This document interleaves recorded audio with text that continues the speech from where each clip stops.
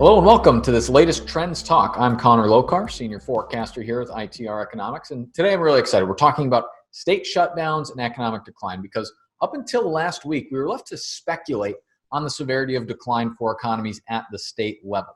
Because Bureau of Economic Analysis, the government entity that prepares GDP data, it takes a little longer to curate that data at the state level. So while we've had 2Q US GDP data since late July, we just got state data, which I quite frankly could not wait to dig into because, since late July when we got those 2Q numbers, one was, we were kind of left to speculate, logically, we would think that states that suffered, more severe shutdowns, more severe COVID numbers early on, in April and May, should have had a commensurately more negative response in their state level economy. So I know personally, I've been waiting weeks for this data as I felt it would be interesting subscriber fodder for us here at ITR. So before I jump into some of these states, it's important to recognize that every 2Q GDP number is going to be very poor. So we're looking at shades of gray here. It's really in relation to the benchmark that is US GDP, which declined an inflation adjusted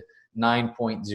So 9%, that's kind of the watermark. That's what you wanted to beat if you were a state in the second quarter. You wanted to say, did we outperform the trend set and tempo set by the United States? So, I'm not saying a state, if it contracted by 8%, which is still horrific in the second quarter, but, a full percentage point overperformance in a series like GDP is not insignificant. So, with the disclaimers out of the way, let's jump into some of these trends. And I did pick these somewhat at random. I tried to pick some relevant states, and I'll start with New Hampshire. Now, I'm doing that entirely biased. That's where ITR Economics, our HQ, is in Manchester, New Hampshire. That's where I'm recording this morning. So it's topical to me. So, New Hampshire kind of shocked me. It contracted 11.4% versus the 9% national level in the second quarter. And that's interesting because our COVID numbers have been really benign throughout. I mean, they have been very low. Our governor, in my opinion, has done a pretty good job, pretty reasonable in terms of shutdowns.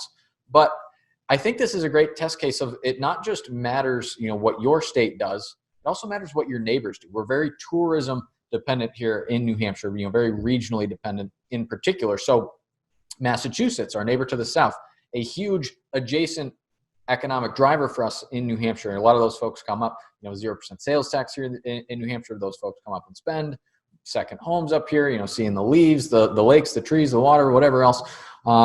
We lost that in the second quarter. Massachusetts, difficult COVID numbers, locked away, quarantined. They were not traveling, probably responsibly so. But so it was not necessarily a function of what we were doing here in New Hampshire, but we were affected by what our neighbors could or could not do in terms of their consumption. So, our tourism reliance here in New Hampshire hurt us.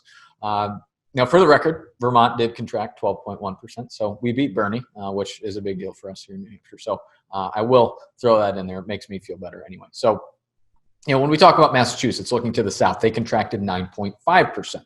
So actually 50 bips worse than the U.S. Not as bad as New Hampshire because, Mass more of a domestic manufacturing base than New Hampshire. Obviously, the tech hub that is Boston, more service sector. So it was hit hard by that initial wave, a little bit worse than the U.S., but, on a shades of gray standpoint, outperformed, say, a New Hampshire or a Vermont that doesn't really have a ton of manufacturing activity, does not have as much domestically or I guess, state-contained consumption activity, and is not quite as reliant on tourism as, say, a Vermont or a New Hampshire. So let's head west now. Let's look at New York. Yikes. New York, not surprisingly, major decline, 11.9%. Now, that is almost 5 times worse than the worst rate of decline at the depths of the Great Recession for the state of New York. State of New York at its worst in the Great Recession contracted 2.4%, and in this cycle it was down 11.9, 5x just about. I mean, that's scary. It's not surprising.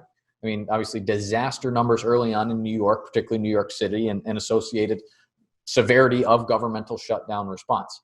New Jersey, similar boat, did slightly better at minus 10.3%, but still a pretty ugly number relative to the U.S. So jumping to the west, when we look at Michigan, I mean, man, oh man, my home state. I was born in Michigan, a lot of my family there, 12% decline. 12%. I mean, that is 33% worse than the U.S. level. And it was compounded by Michigan had very bad COVID numbers early on, particularly strict state shutdown orders early on, which, Governor Whitmer in Michigan earned a certain amount of notoriety for her strictness, I'll call it, in the shutdowns. And that compounds with acute pressure on the automotive sector in the second quarter, which is obviously an important component of the Michigan economy. So, from a logical causal standpoint, that number does make sense, as bad as it is. When I look to the south, Ohio, that's an interesting contrast case because it's similar geographic location, similar macroeconomic or microeconomic makeup at the state level, obviously some automotive dependence, but similar, case difficulties early on, but a favorable minus 9.9% compared to the minus 12% in Michigan. And we did see that, the Ohio governor slightly more relaxed and trying to opt for a bit more balance in terms of the economy versus public health than Michigan, and that seemed to bear some fruit in those state-by-state numbers. Illinois, which I was worried about, actually posted a pretty respectable minus 9.3%, only modestly worse because Illinois had bad numbers early on, very strict shutdowns in Chicago. So I was pretty impressed with Illinois' number through that lens. So heading south, Texas posted outperformance at 8.4% contraction. I mean, Texas is Texas. What else would we expect? Honestly, better than I thought it was going to be, given that the oil pricing woes compounding on the oil patch in the second quarter, in addition to COVID-19. But Texas did stay pretty open early on. So, most of Texas's COVID case surge actually occurred in the second half of June, July, August.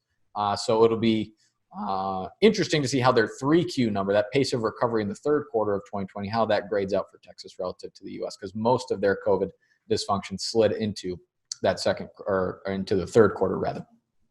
Turning southeast, Georgia and Florida both beat the U.S. trend with milder numbers. Georgia contracted 7.8%. Florida was off 8.1%. I highlight that because both of their governors, took a pretty bad beating from the mainstream media.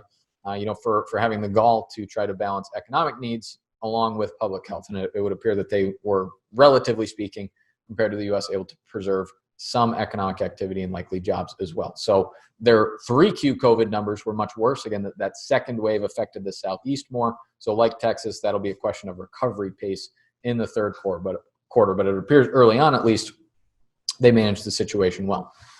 Jumping west now, a couple huge success stories. Washington State contracted just 5.8%, which quite frankly shocked me because, that's awesome. I mean, their numbers blew me away. Seattle was that scary initial hotspot there on the West Coast. Compound that with Boeing having their severe issues with obviously the duress that the airline sector was under. I was really impressed with that Washington State number. So South Dakota, a little less west, whose governor, she did not like the idea of shutdowns. She did not shut down the state at all. She kind of took that Sweden approach and apparently was rewarded for that. I mean, we saw a nice minus 7.1% contraction there and minimal COVID-19 problems to boot for South Dakota. Now, granted, there's more pheasants than there are people in South Dakota. So it's nonetheless, I'll give them props for that.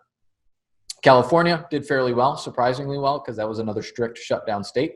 It was off just 8.2%.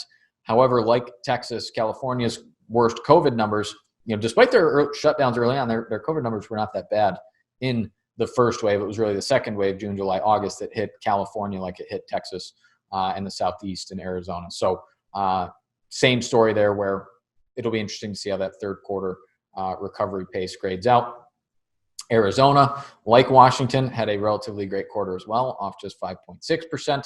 But like California in that laundry list, 3Q was the bad COVID quarter for the state of Arizona. So we'll check out that third quarter number when it comes. But to wrap up, not to pick on Hawaii or Nevada, but their 2Q numbers were an abject disaster.